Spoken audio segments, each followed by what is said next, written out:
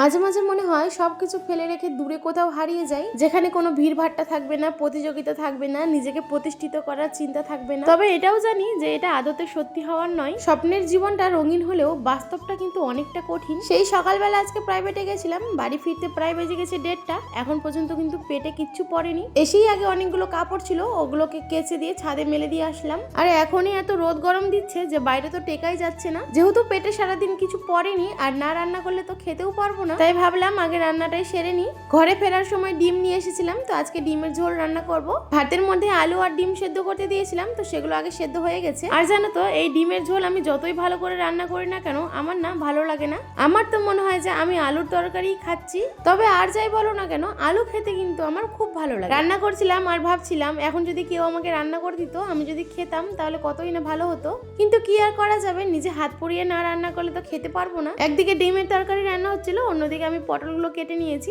আর চালের গুঁড়ো আর কর্নফ্লাওয়ার দিয়ে এটাকে ভাজা করব। এটা আমার মায়ের কাছ থেকে শেখা। আমার মা কিন্তু অনেক সুন্দর রান্না করে। শুধু এটা বললে ভুল হবে, আমি জীবনে যত কিছু করেছি সবকিছুই আমার মার কাছ থেকেই শিখেছি। অবশ্য আমাদের এটা ভুলে গেলেও চলবে না যে জীবনের প্রথম শিক্ষিকা কিন্তু আমাদের মাই হয়। রান্না তো হচ্ছিল, কিন্তু আমি না ওয়েট করতে পারছিলাম না যে কতক্ষণে খাবো। আমার প্রচুর খিদে পেয়ে গেছিল, তাই রান্না শেষ হওয়ার পর কিন্তু আমি একটুও দেরি করিনি, আগেই খাওয়া দাওয়া করে নিয়েছি, তারপর কাজ করেছি। সত্যি কথা বলতে পেটে খিদে থাকলে হয়তো আর কোনো কিছুই ভালো লাগে না। বিকেলবেলা ঘর দরগুলো ভালো করে ঝাড় দিয়ে নিলাম, কারণ এখন আবার প্রাইভেট পড়তে আসবে।